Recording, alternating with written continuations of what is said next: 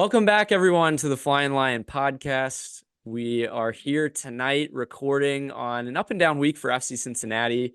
Guys, my overall theme for this week is every little thing is going to be all right. A little nod to some Jamaican vibes there, but FC Cincinnati gets their first win on non-US and Canadian soil in a Champions Cup win against Cavalier FC. So in this episode, we're going to kind of walk through, that game, their win. We're going to get a little bit into some news of the week. We have a nice trivia question for you guys. Second part of the episode, we're going to do, it's back, guys, jersey swap of the week and cards of the week. So for those who aren't familiar, during the season, we do our jersey swap of the week. Who would want to trade our jersey with? Who was the standout player of that week? And then our card of the week, obviously, I think that kind of goes without saying, but those segments we're going to, get back into now that we're back into the season, and then we'll close it out with a little bit of a preview of the games to come. So guys, let's get into it. We got Kevin tonight and Zach. I'm excited to have them with us tonight. We're going to first get into some Champions Cup action. Like I said, FC Cincinnati had a solid 2-0 win and in front of maybe a smaller crowd than what we're used to, but impressive nonetheless. Zach, what'd you think?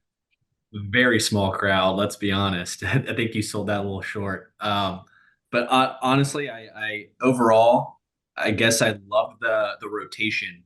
It was nice to see the youngins get some productive minutes in, which I think you'll touch on a little bit later on this game. But I think overall, I think it was great for the youth and some of the non-starters to get some good minutes.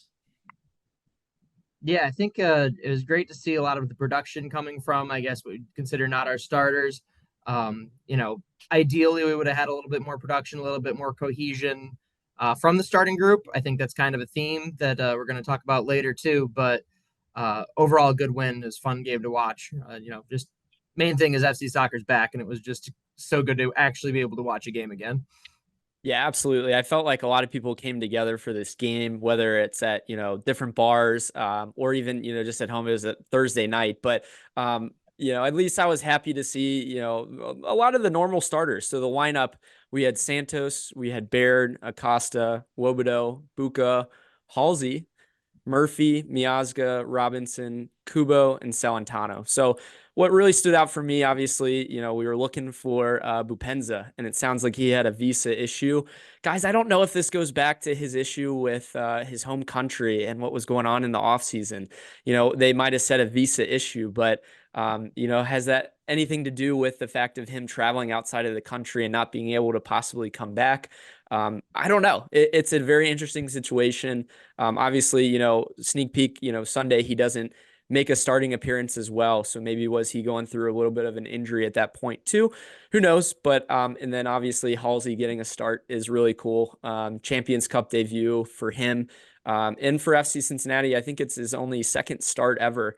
The other one being against Atlanta last year in Atlanta. So good for Halsey. I think he had a pretty solid game, and we'll kind of go into that. But Zach, yeah, we were mentioning the crowd. I'm watching this game, and you see across the stadium, it doesn't really look like much is going on. You hear some shouts here and there of FC Cincinnati supporters. If any of you guys were down there, we'd love to hear it in the comments. What was the atmosphere like? What was it like being in, Jamaica for this game? I wish there was some other Cavalier fans there, but they're used to playing in front of, a smaller crowd, 3,000 people in their stadium. So as we got into the game, though, first thing that stood out to me is the pitch. The pitch is kind of torn up. We knew this going in, playing in CONCACAF games, the fields aren't going to be great. But Zach, do you think that impacted, us to start the game off really? I mean, home field advantage in a tournament format such as like CONCACAF, Champions Cup, Leagues Cup, you name it. I think home advantage is crucial. I mean, you've got to win at home. Got to take advantage of the rough field, I guess, from Cavalier standpoint. But yeah, I mean, you also got the long traveling, right? Like long traveling from Jamaica, and then you got to turn around and come back to Cincinnati in three to 4 days, to have a game at home. And it's like, I think a lot of the newer players, they're going to really understand what that travel fatigue is. Yeah, it's definitely going to be a lot of learning curve for the quick turnaround. I think we saw it a little bit towards the end of last year when they were playing, 3 games in 11 days. Um, but we're going to have a lot more of that this year. I think that's going to be important for our players to get used to. Field condition, it's give or take. There's some MLS pitches that even, after a couple games don't look great. I mean, TQL toward a couple of points last year were pretty rough after they hosted, a couple extra games there. Or they, had a streak of home games in a row. Yeah, I don't think the pitch was really, for even Cavalier though, that's their home stadium, so they were pretty much playing on, it was as much of a neutral site as you can get in the other opposing team's country. But yeah, hopefully going forward, I mean, I'd probably still take a bad pitch over playing on turf though, so we'll see. That's a good point. I think Miles Robinson would agree with that too. It was really cool for me to formally see him in an FC Cincinnati jersey. First off, that's kind of wanted to see is how did he gel with Miazga? How did he gel with Murphy? And to start the game, like I said, it was a little bit up and down. Everyone was trying to figure out each other, to be honest. Cavalier, the biggest thing that stood out to me is just how much that they dropped back. They bunkered in and really tried to force us to break them down. And you saw that in the first half. We got a few chances. 21st minute, I think the one that comes to mind is Santos has a point blank header, and he just puts it right at the keeper. Luckily, he makes up for it later on. But we start to kind of build in those chances. We have another one where Obi in the 34th minute, is it a cross? Is it a shot? He kind of chips the keeper, to the back post, which he makes a decent save on. But we're kind of building from that point. We're starting to break them down a little bit more. And then we get a goal in the 45th minute. Zach, what do you see in that? Yeah, I mean, I think just with the Halsey to Santos. I mean, Halsey, that is fundamental, clinical, like drives to the touch line and then passes it back to was it Santos, and it was a very fast pass. Very like I don't even know if Santos had enough time to react. I mean, it was like boom, boom. But yeah, quick reaction, great reaction. I think it was a great goal overall. Dude, that was like a shades of I think Dambaji against Orlando a few years ago. That steaming cross that he put in. You A just get missile. anything. You just want to get any part of your body on that, and you're gonna score, 9 out of 10 times. But yeah, it was a nice goal. Yeah, I think both the goals in this game, I think, came off were good goals, but better assists, which was great to see, especially coming from our younger guys there. I think, Halsey had a great game overall. He really, I think, is going to give the coaching staff some trouble, hoping to pick wingbacks. And honestly, that's a situation that they need. Is that they need they need a lot of options there, and hopefully not as much depth as they needed last year because of injury. But I feel like it's not going to hurt to have. Yeah, I'm excited to see. Hopefully, he gets a lot more looks coming up. He had a great game. It was fun to watch. He got beat once or twice defensively, but then that's where Robinson and Miazga and Murphy stepped up and kept everyone away from Roman, and it was no big deal. So yeah, it was a little bit stressful watching Cavalier drop back so much. You just kind of felt like that was one of the games where FC probably should have had 2 or 3 goals, if not 2 before half, and then scoring, in stoppage time was a little bit, kind of a relief, made you feel a little bit better going into the second half. But a kind of shout out to Cavalier FC. That was the game plan, was to have all 10 men back. And, watching the game, shout out to their center backs. It was Ming and King. I kept getting confused when I was hearing the announcer because they had the rhyming names. And I was like, man, this guy's all over the place. But no, it was 2 different guys. But they both, them and everyone in front of them just had FC locked down and just didn't give them chances. And, eventually, thankfully, we broke through. But it was, credit to them sticking to their game plan against a team that is, much higher than them in the CONCACAF ratings. They did a good job holding the fort down. Thankfully, we broke through right at the end there. Yeah, great shout. Their team, from what I had remembered and researching, hadn't given up a goal in, I think it was like 5 or 6 games, prior. And they were at the top of the Jamaican league. So they're kind of riding a high going into it. They had good center back or defensive play, and they were looking to counterattack with some speed. We countered that with speed on the width. And I think good point. I mean, with Halsey, you saw it early on that he likes to take players on, and it creates a good dynamic, on the width. And then to provide good service is really what we're asking for, is to provide crosses that we're missing this year with Barrial that we used to have, or Arias, who did that a little bit less, but Barrial mainly, especially down the left side. So good shout with that one. You go to the second half, though, and at least you have a lead, like you said, Kevin. We at least got one in before half, but you're riding a little bit more of a high. You feel a little bit better about it. As we get into the half, we start to sub in, some younger players. I really liked Dado Valenzuela. I thought that he had a nice little run through on a goal that was disallowed. Kevin, you made a good point, when going back to watch this one to see the dude was clearly outside.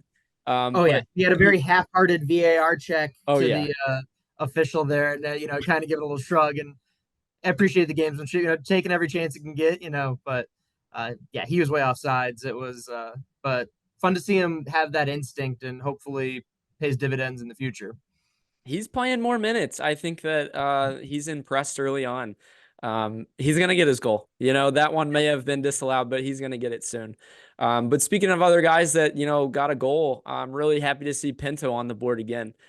Zach, do you see anything in that play there with the interchange with Kimi? Yeah, there was some great build-up play on that. It was I can't remember who the hockey assist was, but it was Kimmy who did a little back heel to Pinto, and he just slotted it right into the upper corner, I believe.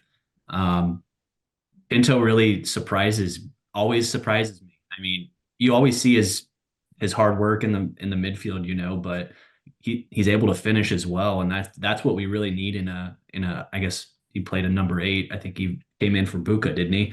Mm-hmm. So I think filling that role when we really need it, such as a match like this, crucial. I mean, like I said, was it Halsey, Kimi, and Pinto? They all are not starters, and they all contributed to a goal in some way, shape, or form. Santos, I mean, he could be a starter or not, but I think it proves to Noonan that they're still valuable and that they're still able to contribute to the team. And I think to Kevin's point, it's going to be hard for Noonan to really, decide who to start when, and, minutes are going to be, it's going to be rare. I feel like trying to get minutes for some of those guys. Yeah, I mean, again, shout out to Kimi on that. The same thing. The assist is really what made the goal for both of these in this game. I also loved, even Pinto gave Kimi a little bit of shout out there on Twitter, and I hadn't really followed him before. He's got like a LinkedIn profile picture there. It's pretty cute. Nice that he thanked his teammate there. It seems like just like a good bond that the guys have, and it's just kind of fun to see their personalities come out online a little bit, and good to see obviously connecting well on the pitch too. So yeah, it was good second goal. Relieved a little bit after they had a couple chances Cavalier did in the second half before we got that one, so it was nice to nail it down there towards the end of the game and take a win back to the States. Yeah, absolutely. What I think really stood out for me is, maybe not it's, a huge game, but it's still a cup competition. And for these young guys to get meaningful minutes and to actually produce is the next step. Like we mentioned in the offseason, how can we take these youth players and integrate them into the squad? You saw it a little bit with Pinto last year. I think he subbed in more than anyone else on our team, but can he now produce? And, really shout out to him. I was going to do it later, but for scoring this goal, he's in front of his parents. His parents traveled down to Jamaica to see him play, and he gets a goal. He gets to go and celebrate with them afterwards. Shout out to Mama Pinto too for liking, our shout out to Pinto on Twitter. So I guess she follows the podcast too. But I was really happy to see the FCC2 type of connection. That's the next level. If you look at the model of what Noonan and Albright have brought from Philadelphia, it's youth players that can actually contribute to the first team. And now you're starting to see some of the FCC2 guys that are now actually putting it together, putting it on the field. So again, really happy to see a 2-0 win. We take that back to Cincinnati.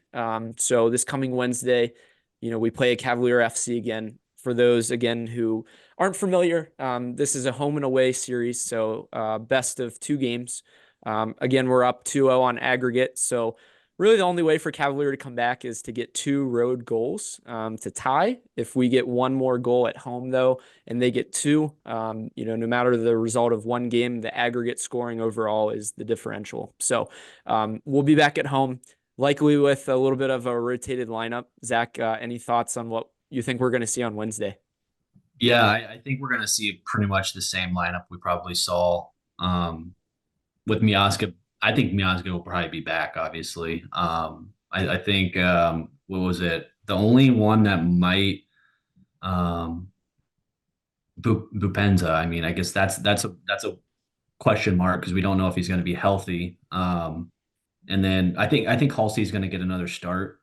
Just seeing how he did last match. So I think just to put Halsey on the left and then put Luca on the right and do that inverted, because I think he's a preference of an inverted left foot. So I think that'll give him the opportunity to play in his closer to natural position. So I think that's what we're going to see, in my opinion. Yeah, I think same thing. I was hoping that, Halsey and Oriano get on the pitch at the same time. I think that would be a good experiment. And honestly, I love having Kubo out there as a starter, but it gives you that super sub option. So, good chance to test that out in this game. I'm wondering, one of the bigger subs, I wonder if we're going to have Khan in goal as opposed to Celentano. 3 starts in 11 days, plus you got to figure he's going to be our starter against the Fire next weekend. Start getting Khan in goal. He played most of the Open Cup last year. Since we're not going to have that, I wonder if this might be his opportunity to get some starts, which I'd be more than happy to see. He's been fantastic for us when called upon, and you don't want him to have his starts too far and few and far between. So I think that'd be the one that, if I was the one writing the lineup card, that's who I'd slot in. That's a good shout. I mean, we had seen him in so many cup competitions last year. So the only question would be, how is his wrist holding up? I know he had surgery in the off season. He seemed to have joined the first team back again. So, but to have him back would be, huge, especially based on his experience from last year. You made a great shout though, Kevin. I really think that you might see Halsey switch over to that right side. I think, originally my thoughts were, man, this is going to be a heavily rotated squad. We're going to get some guys some breaks because ultimately we have another game for the MLS season on Saturday and we're traveling. So, but at the same time, you see how Sunday goes, spoiler, 0-0 tie. You have a lot of parts that are, moving around and starting to get used to each other. So is this time for Pat to say, hey, let's integrate a little bit more in a game where we can dominate? My personal opinion, and I was going to say this later, but I'll say it now, is the styles that you saw, Thursday night compared to Sunday is very different, very vastly different. So you're playing a Cavalier team that's parking the bus. You're trying to break them down. Sunday, against Toronto, you play a little bit different. They're pressing you higher and you have to break them down from, lower block or from our defensive side. So the way we play is going to be a little bit different in those competitions. So does he try to go with a normal starting lineup and get Oriano, used to playing with some of those guys? That will be really what I'm looking out for. But I do like that shout though, Kevin. I think Halsey is, solidified on the right. Maybe you give Obi a little bit of time off. What you have in him, so maybe you see Pinto get a start there. And then do you test Bupenza, like you said, Zach, with this hamstring issue, do you say, hey, this is your time to gain match fitness and to get sharp again in real games? Or do you take it easy and not push it? Hamstrings can be touchy. So interesting to see. I'm predicting a win at home, obviously. Big game, again, just to potentially move on. If we win, and when we win, let's just say that, we'll play Monterrey. So March 7th, which will be a Thursday night. It'll be a home game. So this series, I believe that we will actually host that game on March 7th against Monterrey. And then later on, a week later, we'll end up going to Monterrey, I believe. That's how I was seeing it on CONCACAF Champions Cup website. Who knows if that's going to get changed, because I believe, you guys can correct me if I'm wrong in this, I think they're the higher seed, so they might trump us in terms of a home first setup. Can you guys agree with that? I'm not sure. I would love to agree with it, but I don't know what that policy is or that rule. I think to be honest with you, I think the lower seed might have the home game first, because then the second one, you as the home team and the higher seed would have a better chance to, potentially come back, or you already know what your aggregate score is going into that. You know what you have to beat. Right. So maybe they're going to give that advantage to that higher seed. I think that's what I remember happening, and that would line up with what the website says too.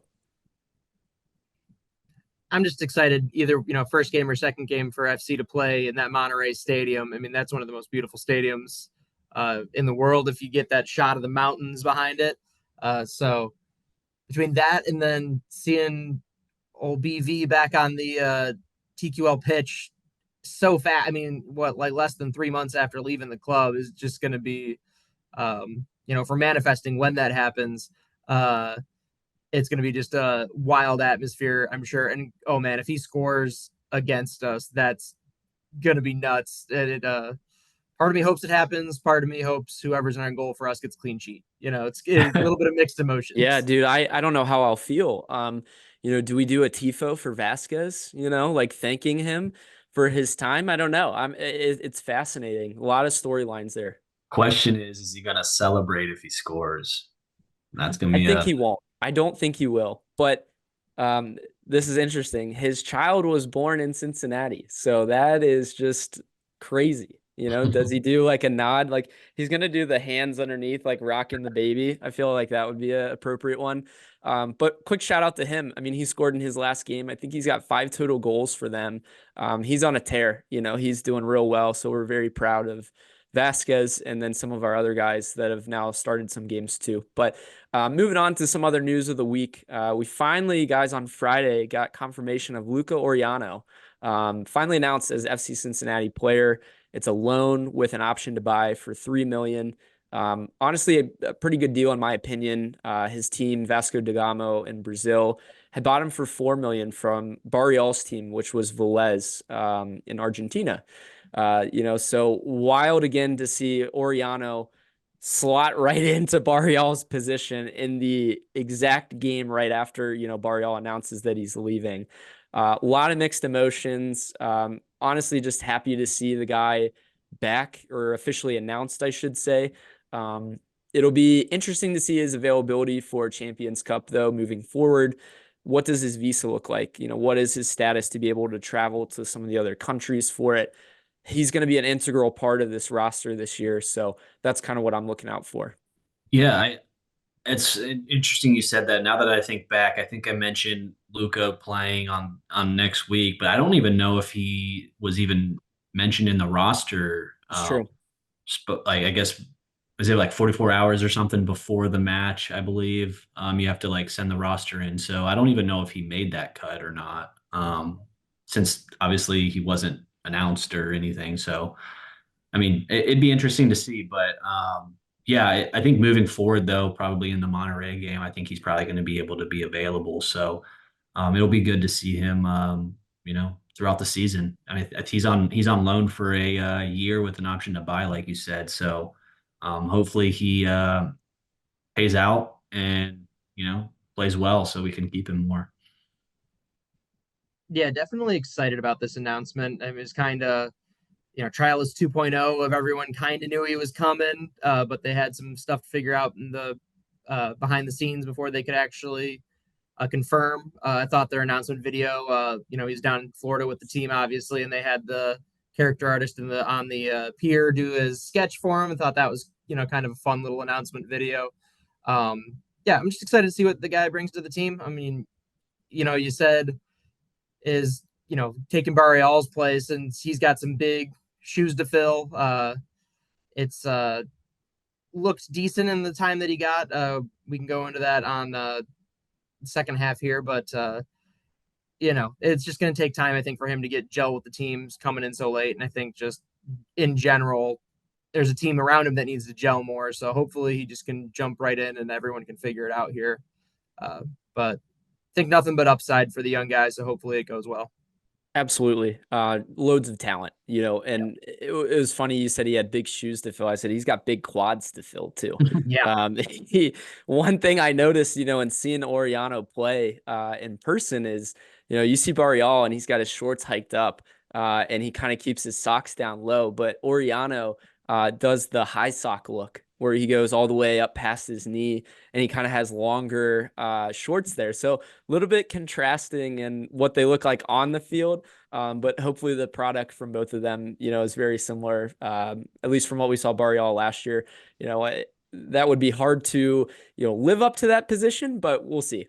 Guys, anything else you wanted to add, I guess, from news of the week, this past week before we go to a trivia break here?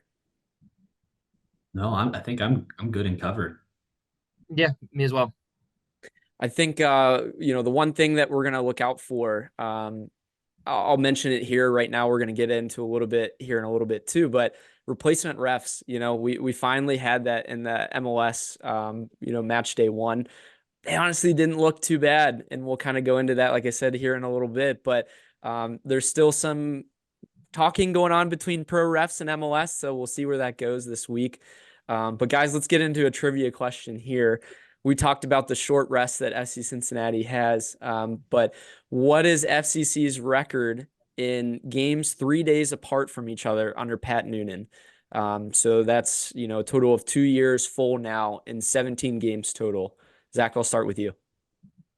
When I saw that little stat, 17 games with the 3 days apart, I mean, that's like half a season. I mean, that's a lot of congestion, I noticed. So you're looking for a record here. Sorry to get off on a tangent.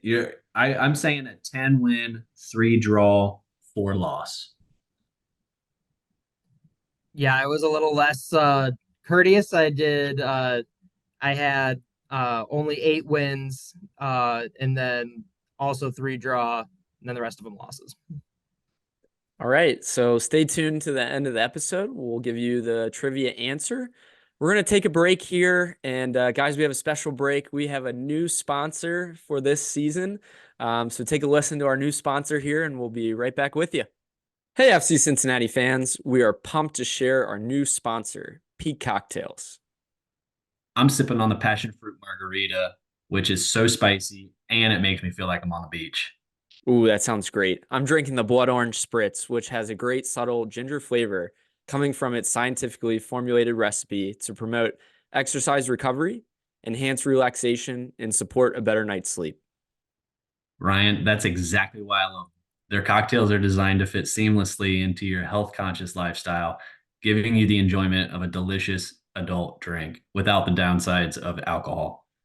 Guys, next time you are looking for that post-workout drink or an afternoon pick-me-up, grab a Peak Cocktail. Visit them at www.peakcocktails.com and use the code Flyin Lion at checkout to get 20% off your first order. Zach, enjoy your drink. Welcome back, everyone. Thanks again for listening to our newest sponsor, Peak Cocktails. Really excited about our partnership with them and what they have to offer. Go check them out online. I think you can find them in several stores around Cincinnati as well, but we're really excited about that. I actually had one before I went down to the game on Sunday, but man, opening day, guys, we finally had it. MLS match day number 1 against Toronto. A little bit of a letdown, it's a 0-0 draw, but the build up, everything, around the game was super exciting. Lots of people, around downtown OTR. Huge march to the stadium. I know Zach, Kevin, I know we were all part of the march. It was unbelievable. The build up to it was really cool. Zach, what do you think?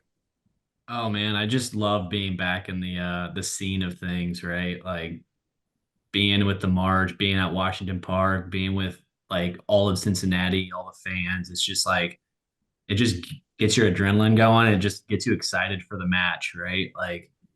We actually finally went to Symphony Hotel for the first time as Shout out Norden pregame. again. And fantastic pregame. Great people. Met a lot of new people.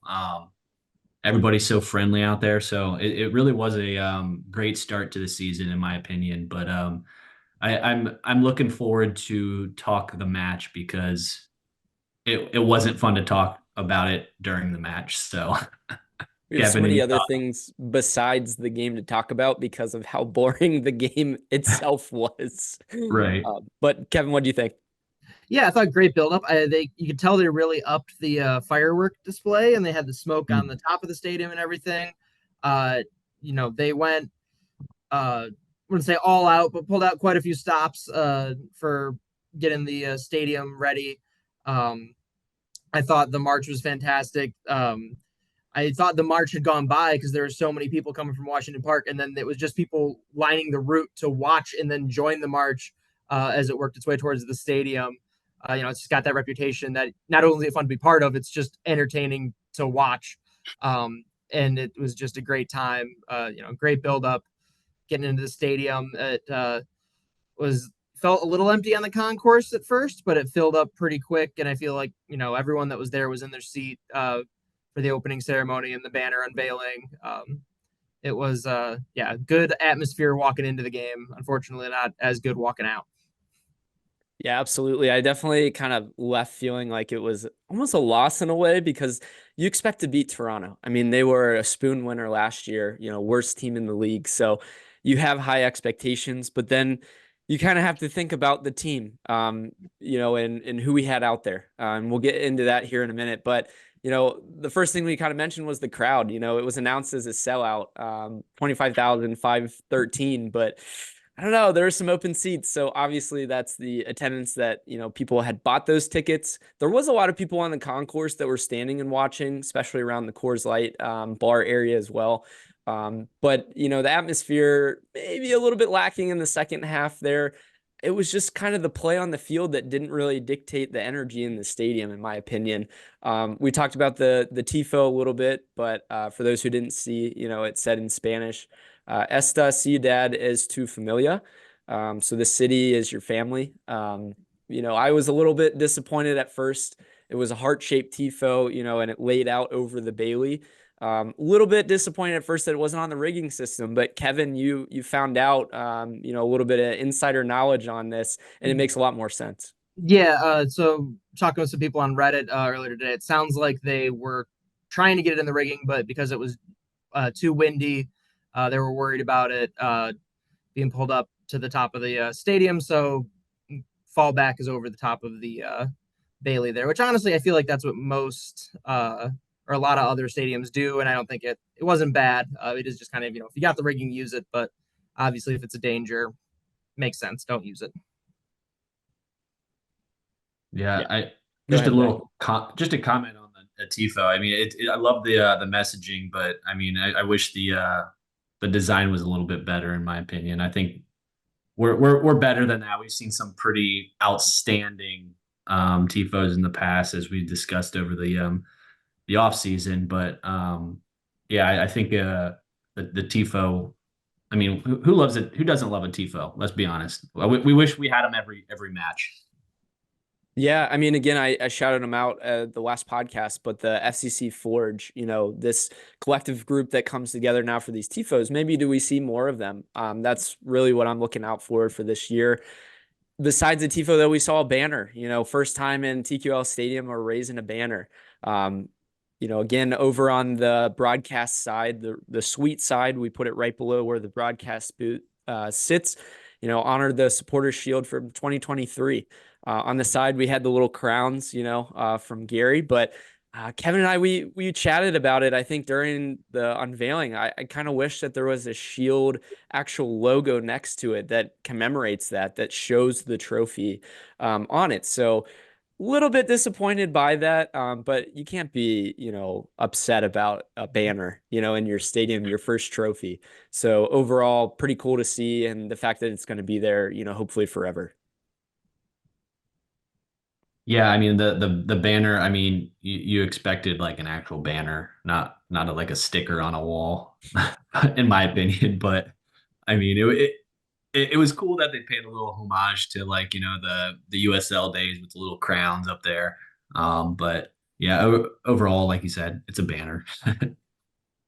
Yeah, I thought it would have been nice if they had instead of two of the same crown, perhaps a picture of the shield itself, or maybe a USL logo, current logo, something like that.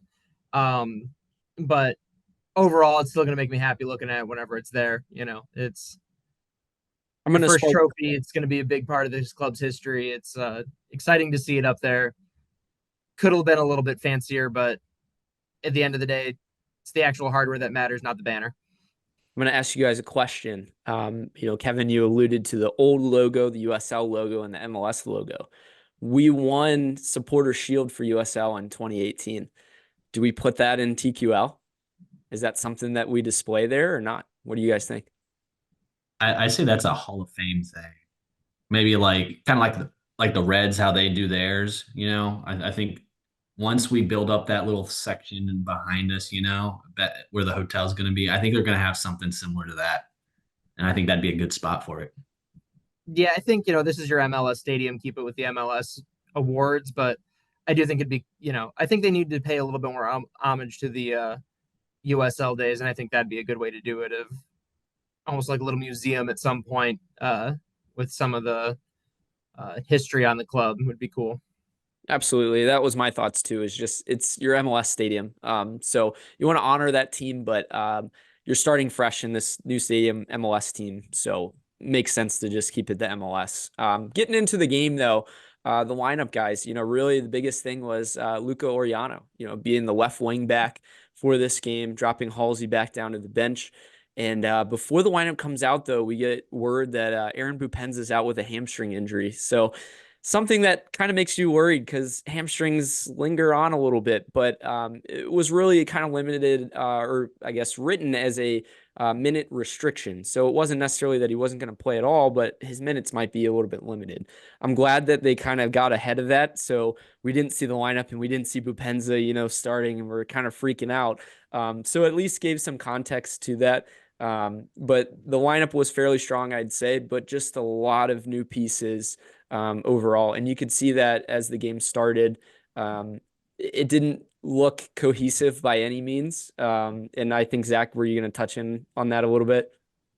Yeah, I mean, just the like you said, I think I don't have the exact lineup in front of me, but I mean, there was like what 4 or 5 new players in new positions. I mean, you've got so many people and not in their natural places. Like they're still figuring things out. I'm not too worried, honestly. I think we were kind of like this, back in 2022.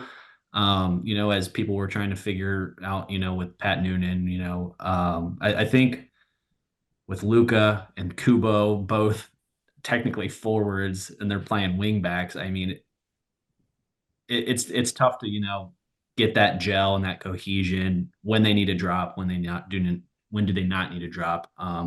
But we'll get into it a little bit more later. But like, yeah, overall, I mean, I I think having Boop out, I mean, he just brings so much energy. I've noticed, even later in the game. But really, I think I hope this isn't a consistent thing with Bupenza. I hope he's not another Santos where it just keeps coming back. But hopefully, it was good to see him at least play a little bit this match. Yeah, I thought the lineup, I think it's 5 guys are making their TQL debut. And, some practice games, some more than others, with, the 2 trialists, only getting limited time in the preseason. And then also the Cavalier game obviously wasn't our full squad either. Just a little bit of, I think, time is what you need. And it wasn't mad. I was disappointed is basically the best way to put it. That you come out against a team like Toronto and you expect to have some even any chemistry would be actually able to put a goal or 2 in, and then when you come out with 0, it was pretty disappointing. But overall, take a point. it's not the worst thing, not the best thing.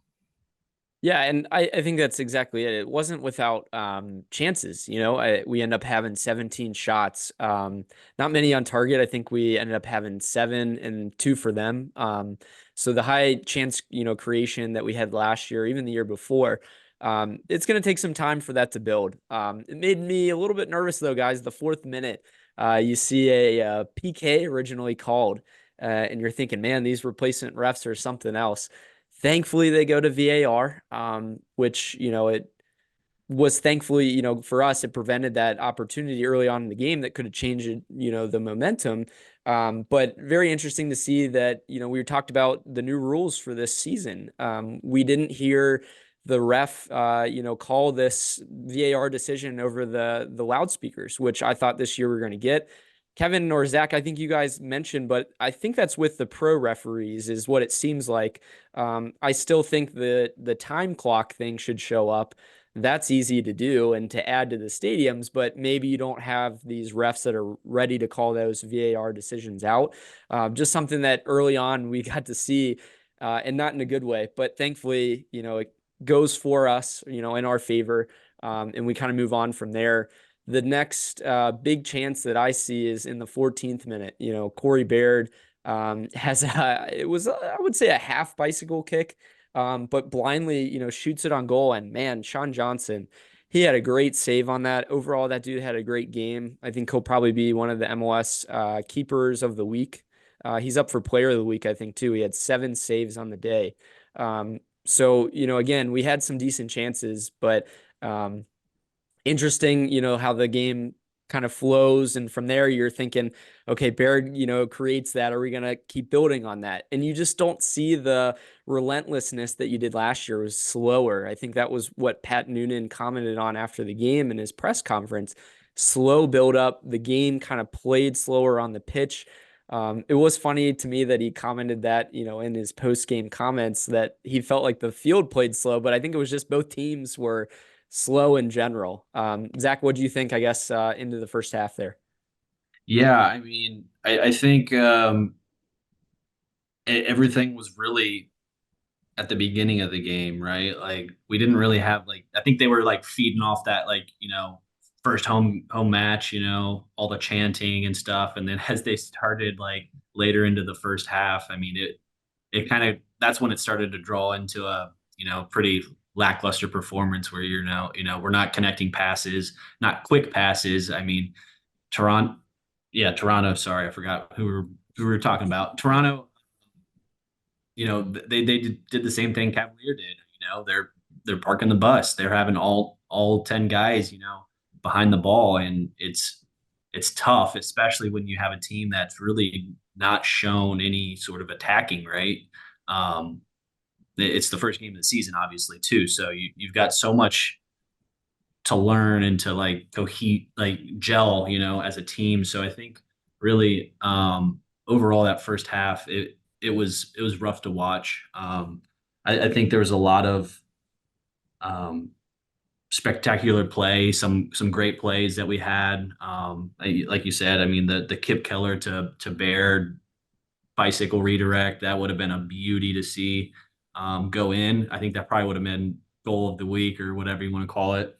But yeah, I mean, I think overall first half,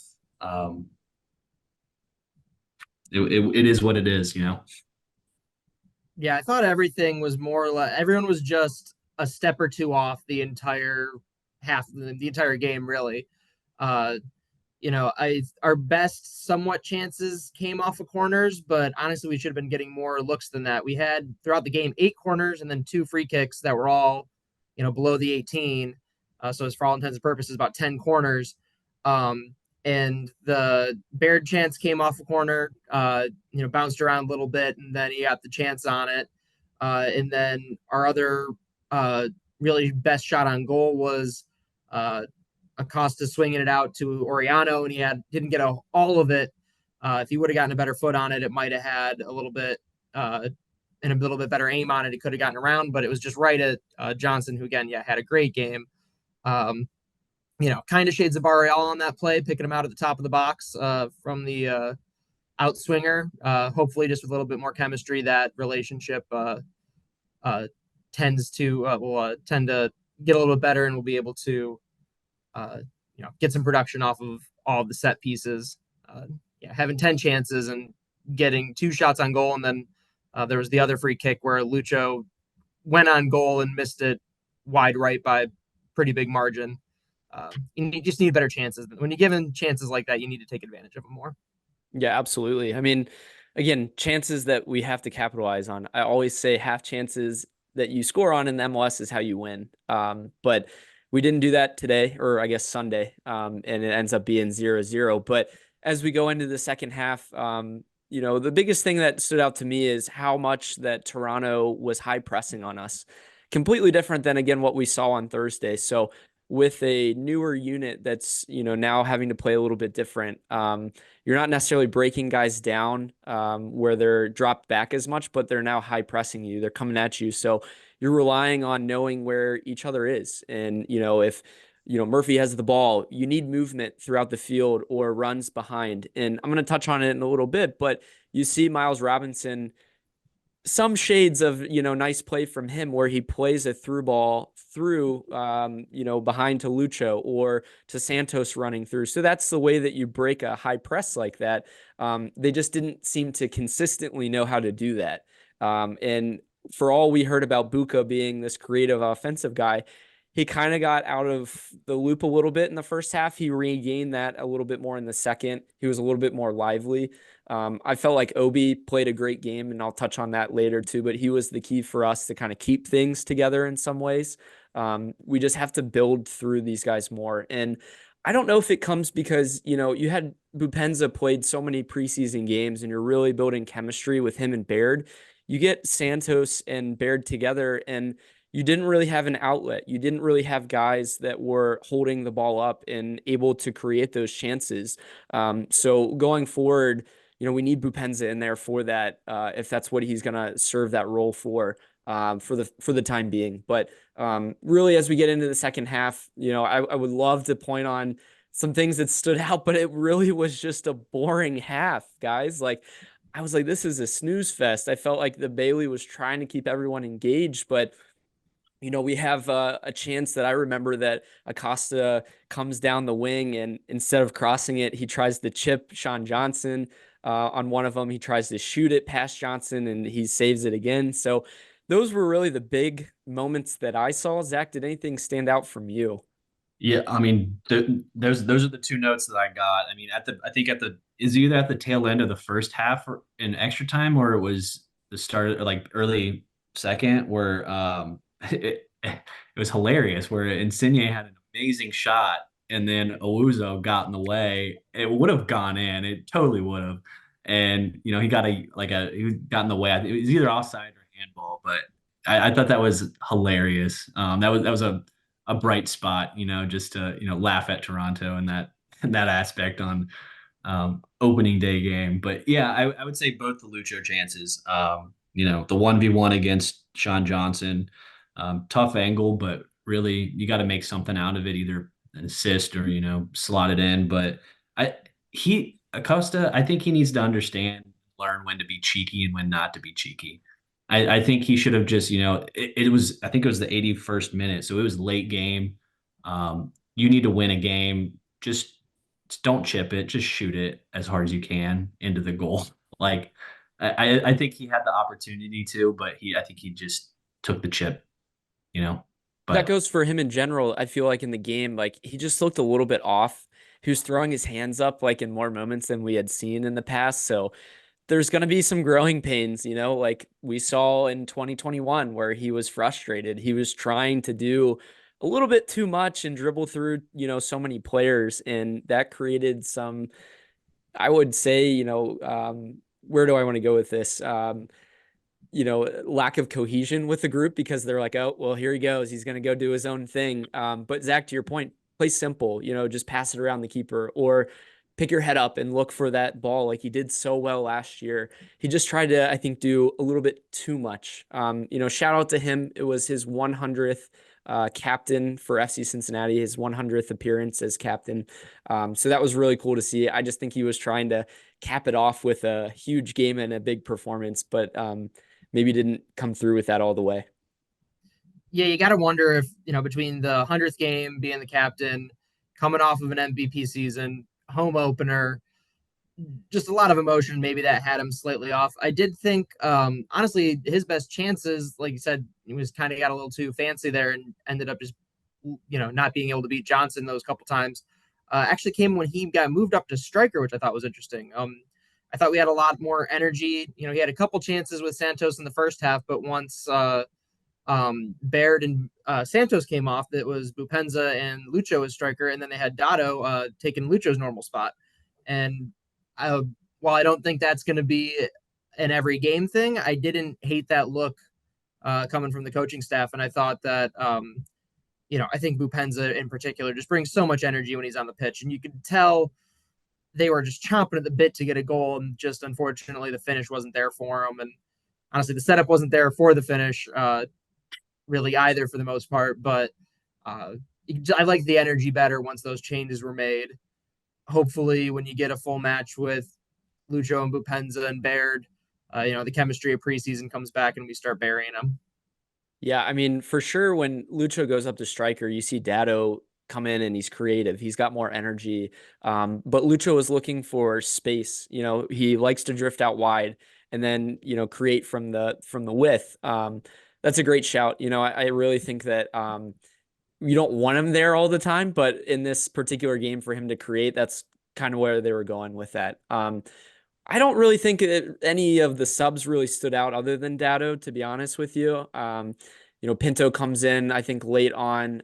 You have, I know Powell came in too, and then Oriano gets subbed out at one point as well. So, those guys that come off the bench, they need to play meaningful minutes. They need to contribute. They're just young at this point.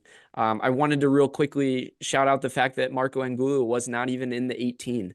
A guy that we thought coming in last year as a $3.5 million transfer, he's got to be able to contribute, and he's not even on your 18. I didn't really even get a comment today. I asked Pat Brennan, I wanted to see it was even training today. I wonder if they're really loaning, him out for another opportunity, or how can we better suit a U22 slot on this roster, because it doesn't seem like they trust him at this point, and you need a spark off the bench if that's the way you're going to use him. So look at that, in the next week. I think that's what's coming up potentially. We'll see where that goes. But Zach, real quickly, wanted to, I guess, get your final impression on the game before we go into jersey swaps. I mean, yeah, I think season opener, you're coming off of a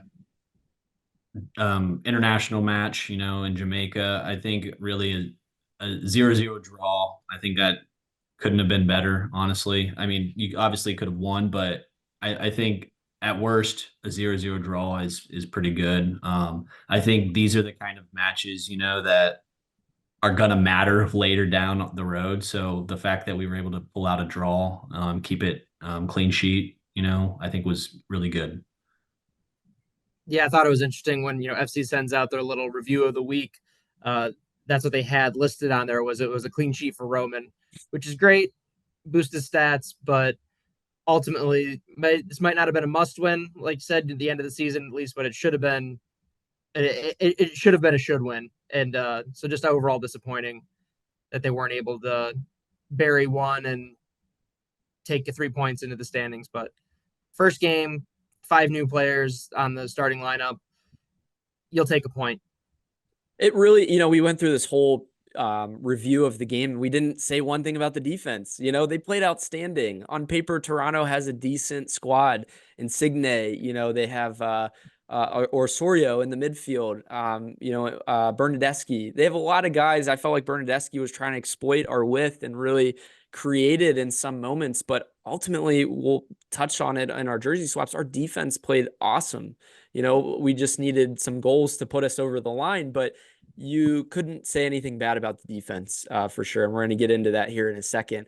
Real quickly though, and the teams that played in the CONCACAF Champions Cup midweek, in the MLS, they went 0-1-5 this past weekend in their games. So it really tells you, where some of these teams stand in terms of maybe some tired legs from travel, or, really just trying to create the beginning of the season. It's a crapshoot in the MLS. So we'll see what the next week looks like. But Kevin, what was your jersey swap of the week? Yeah, as you mentioned, our D was we didn't really talk about it that much. I was kind of saving it. My jersey swap was Kipp Keller, young guy coming in first start with the team. We actually were looking at him in the draft where we ended up taking Celentano, and then we're able to bring him in the offseason. He got a little bit of time in the Cavalier game, and he looked a little shaky, but starting, he looked really solid. In particular, I mean, our best chance for Baird's bicycle kick, he was, I think, the second or third touch off the ball, but he headed it back to Baird. And then on Toronto's best chance, he was actually the one that collided with Uzo, sending him sprawling. They actually kind of both went sprawling, but that actually ended up putting him in a position where he couldn't play the ball, and then the ref calls the play dead when it kind of got caught underneath him.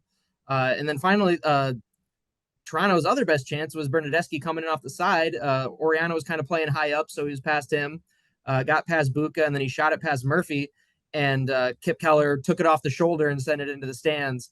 Even Roman came over and gave him a big, slap on the butt as a thanks for bailing me out, because he wasn't going to get to that one, it didn't look like. So, yeah, really good game from the young guy, first start for us. So was very, very impressed by him. Going to be a good fourth guy off the, first guy off the bench for our three center backs. So it makes me more confident. Stuff. Yeah, I mean, for sure.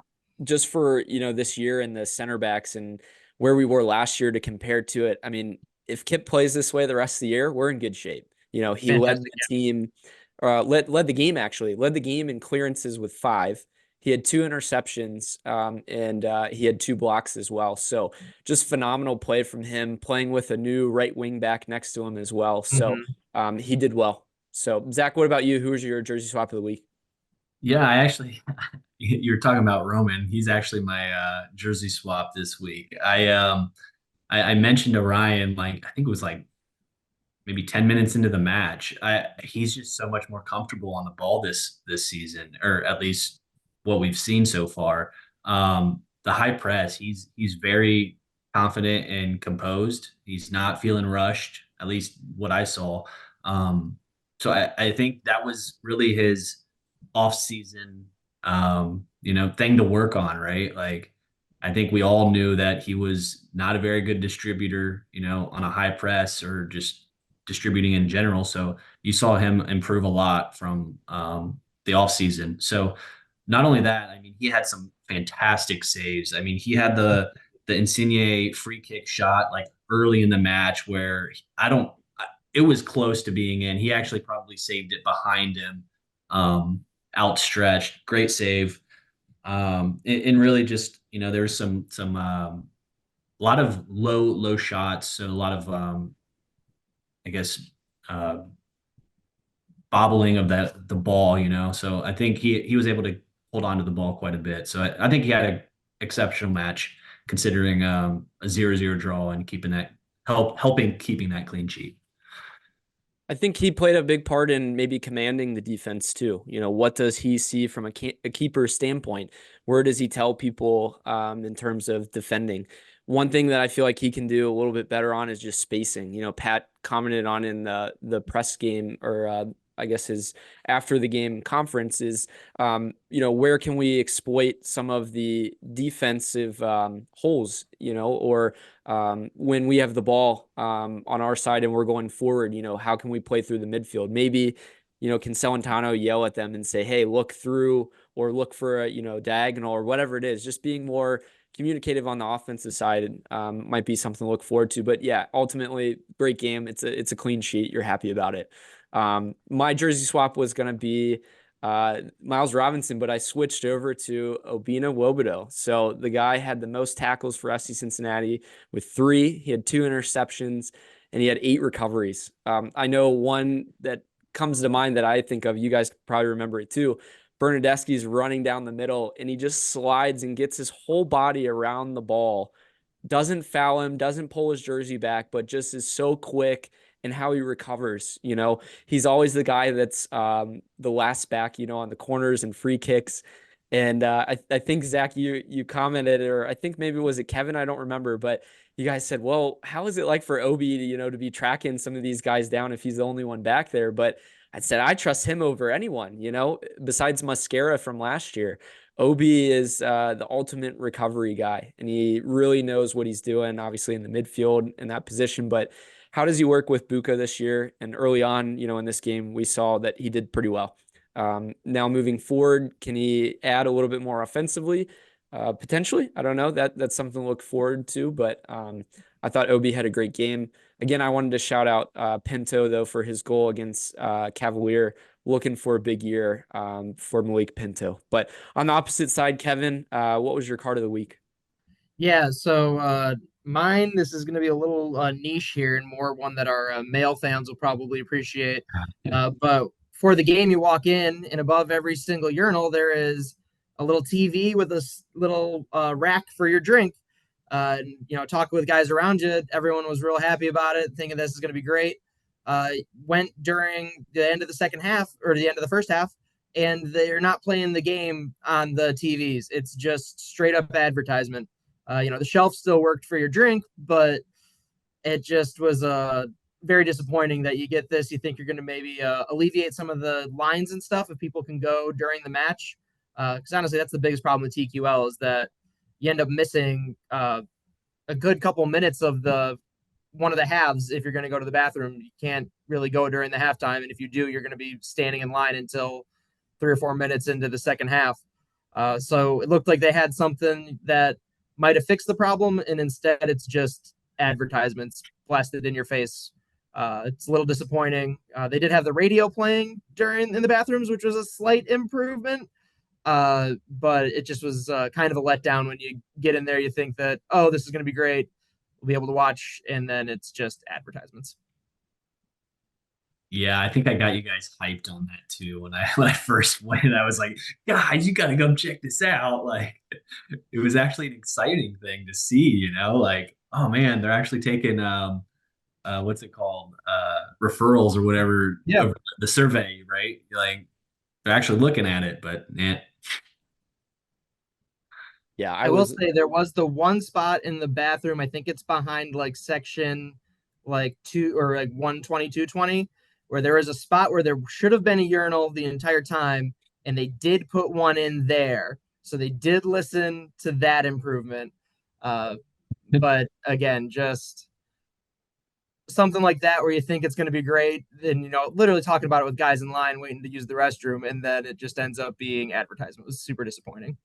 It's funny the things that we get excited over. But when you spend so much time in the stadium or, in the bathroom, let's say, because of all the drinks we've had, right? You want to see those improvements. At least we do have radio. That's what I was at least calling for, just to hear the game going on. But yeah, don't tease us with those TVs and then not add the game to it. That was a straight up tease. Zach, what was your card of the week? Yeah, mine honestly it's pretty mild. Considering our match, we're still in the pro lockout, so the replacement refs. Considering, I mean, I think they all did a pretty good job. I mean, they called VAR when it was deemed worthy. I think there were a couple offsides. I think we may have scored on one or whatnot, and I think it was Kubo, but they called it back or whatever. I think there's a lot of good calls, but there was also some questionable. I think there's always going to be questionable calls regardless. Let's be honest. I mean, if you get Elfas or Guido in there, I mean, you could have 11 yellow cards, right? I think it was a well ref match.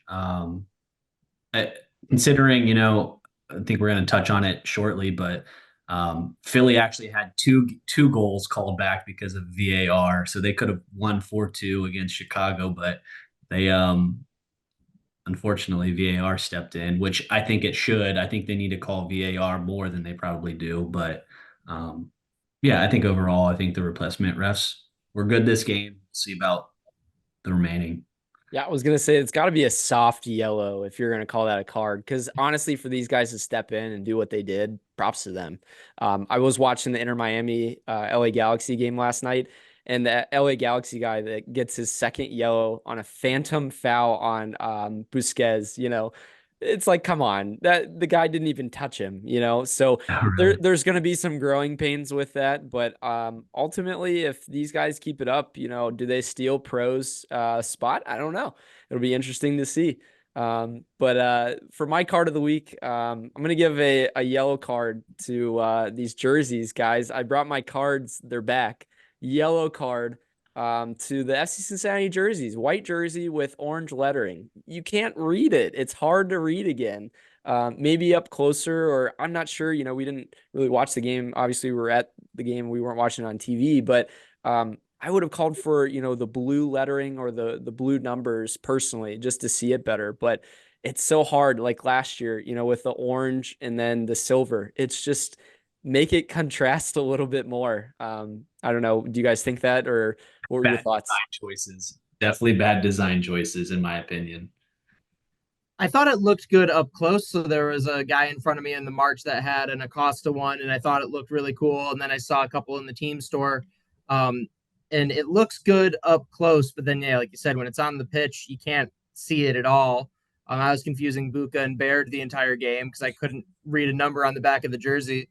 Um, and yeah, even watching some of the highlights back today, uh, I had it, full screen on my laptop and was having to bend over to try and tell who some of the players were at some points. And it's just, yeah, a nice blue to match the side would have been nice, I think.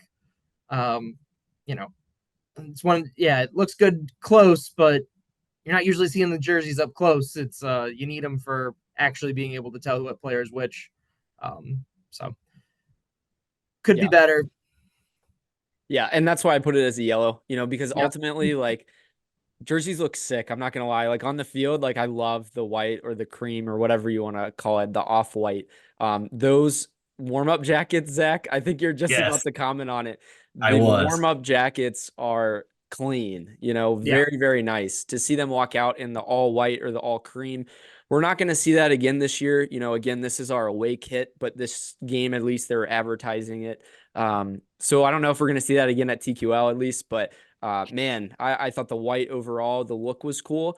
Just give me better contrast for the lettering and the numbers. So moving on though to match day number 2, a preview of the Chicago game, guys. We play again this coming weekend. We play on Saturday in Chicago. If you guys remember last year, we played Chicago early on in the season in a frigid game in Chicago. So who knows what the weather is going to be like, playing at Soldier Field. Kevin being a former Chicagoan, I don't know if you ever were a Fire fan or not, but historically, the last several years, we've been pretty good against Chicago Fire. I think it'll be a decent test. They tied Philly 2-2 last week. I think that game was away as well, so decent result for them. I really like their roster and the way they're going. They just got a new striker. They got Count Acosta. They got rid of some DPs that really hadn't worked out for them. And hopefully, for their squad that they're improving, but let's have them improve in a different game because I feel like we really need to build in the season with a solid result on the road would do wonders for the squad. So, Zach, what are you thinking, at least for the preview of this game? Yeah, I mean, I noticed also, I think it was Gutman who's getting a return, Chicago. So we're playing him again. He just got hurt in the first 4 minutes of their game, actually, unfortunately. Oh, did he? Yeah, Oh, so he's out. I'm not sure he's how subbed long out. he's out. They subbed him Oh, out in the first like 5 minutes of the game. oh, geez, that's unfortunate. But it was cool to see him. I was hoping we would face him again. But yeah, I mean, I think just judging from, I don't know if you saw any of the highlights from the Philly Chicago game, but really, I think their defense is lacking. That's really their weakness. I think it was their left side. They were taking. I think all the goals came through that side. They didn't cover anybody on crosses, so I think that's going to be a one of our weaknesses that we'll be able to attack. But I think, yeah, like you said, they're very dangerous on the attack. I think you got Shaqiri. He looked really good against Philly, and I think the couple I can't pronounce his name, but yeah, the new striker that they have showed up really well against the Philly match. So it'll be interesting, especially because it's at Soldier Field, and they usually don't have too big of a crowd, but I think with it being a season opener, it'll be interesting. Yeah, I think the big piece for them to watch is going to be Kellen Acosta. I know we were kind of in on him a little bit, and honestly, probably the biggest inside MLS transfer of the offseason, to be honest. And so I think on paper they're going to be a much better team than they were last year, and they weren't a horrible team last year. So hopefully our chemistry kind of comes together this for our second game, maybe get a little bit more built up during this Cavalier game. Yeah, like you said, Ryan, I grew up around there. I've never actually seen him play at Soldier Field, a couple of games at Toyota Park when they used to play there. But it's been a minute. One of these days I'll have to travel up there for being a away fan in my old home city next time FC is playing up there. So that'll be a fun goal to get to someday. Maybe a Flyin Lion road trip. Yeah, that would be a good one. I've always wanted my parents' house.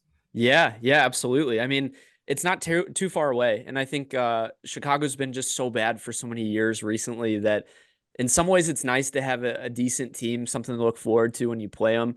I think they're bringing back their Reds, so their new red kit, for their home game coming up here. So will be interesting to see. I'm really looking forward for our team to have a full lineup, our full starting people. I want Bupenza back. I want to see Oriano going forward. I want Miazga back. He's the one that we're really looking forward to him commanding the team. And you're missing that in the playoffs last year. You're missing that in the first game to really get the guys going. Hey, we're down on energy. Let's go. Let's bring it. Or, let's say his aerial presence in free kicks. We had so many corners, so many free kicks. Can he win some balls in the air to create some special moments? That's really what I'm looking forward to. The actual matchup itself, Acosta via Costa, that's really what it is. It's the Acosta via Costa show. So how do we break through, like Zach said, on the width? Can we start to get these guys moving forward? I don't know. I want to ask you guys this. I want to pose this question real quickly. Do you guys think that Halsey or some other wingback subs in for Kubo to have now Kubo come off the bench? Do you think we go a little bit different in this game? Yeah, I'm curious how the lineup's going to be, especially, because once you get Miazga back, you'll have, Powell. You'll have a nice. Usually, we're concerned about the defense, but honestly, I think that's kind of our best position right now. I think Luka. I think he needs to get minutes. I think he needs to start, playing as much as he can. And Kubo, I think.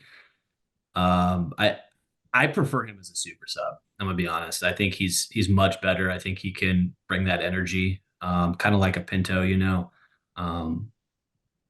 In my opinion, I think Halsey should start. Yeah, I agree. I like Kubo as a super sub a lot more. I mean, it's rough. Any other team, probably he'd definitely be a starter. But he just is so versatile to be able to come off the bench and play any position essentially, except for keeper and center back. I think you just lose a lot. Unfortunately, having him out there for the entire 90 or the first 80 minutes of the game like he was this past week. So I think ideally you got Oriano and Halsey on either wing, and then whoever needs a sub, first one off is going to be replaced by Kubo. So I think that's the best matchup going forward. Yeah. Well, so think about, we have Kipp Keller. You're not really sure what you're going to get out of him playing center back. So you're trusting Kubo a little bit more, even though it's a different position, but he's a smart player. Now that you have Miazga and Robinson and Murphy, is it okay that you're having Halsey go up a little bit more and putting more into the attack? Because you have coverage, like you guys said. I mean, we have one of the best recover, center defensive mids in the league. You have unbelievable talent across the center back line. So it's okay that some of these guys are going forward a little bit more. I think Pat's going to ask them to play quicker. to really go at speed and attack, because that's really what we lacked in this past game. So you're going to see a little bit of a change in that sense. And that's what I'm looking forward to. I'm going to call it a 1-0 win on the road. That's my prediction. Zach, what about you? I think this is going to be a tough one. I think it's going to be a close match. Honestly, I was thinking like a 1-1 draw. I was gonna be optimistic for us, and I was gonna also expecting a draw. I was thinking 2-2 though. They've got a good striker group, and I hope our attack starts to gel and gets us a lot. I just don't know if we've going on the road, what little cohesion we've had, and versus they're good for up front. I'm expecting a lot of goals, hoping for a lot of goals after 0-0. So hopefully we can eke out a win, but I think it's going to be a high scoring affair. It'll be fun if it is. Yeah, let's get some more goals for sure. You know, we heard about this all preseason, how many goals we were scoring, and then drop a goose egg in game number 1. So let's get some goals. So let's finish off this episode, guys. I have a trivia question again for you that I asked earlier. What is FC Cincinnati's record in games 3 days apart from each other under Pat Noonan? So that was 17 games total. Zach, remind us what your prediction was. Yeah, I went the optimist route and went the 10 wins, 3 draws, and 4 losses. Kevin? I believe I was at only 8 wins, and then I think I had 3 draws, and then the rest of them losses. Okay. Answer was 11 wins, 2 losses, and 4 draws. So pretty dang good record. Actually, yeah, that's pretty fantastic. That is pretty good. And I thought it was interesting in 2 days rest, so games 2 days apart from each other. In 12 games, we were 7-2-3 last year. So also pretty dang good on little rests. So maybe that's because you have more experience playing together. You know, like we said, the chemistry, it's just going to take time to build that game after game. But what really stands out in how good this record was the last 2 years for both of these is really Pat Noonan putting out a similar starting 11 every single game and putting his best foot forward for every single competition. So something to look forward to. I'm hoping that we can take advantage of this good record we've had in the past. But we'll close it out here, guys. Thanks again for joining tonight. We'll see you guys next week, hopefully with 2 wins.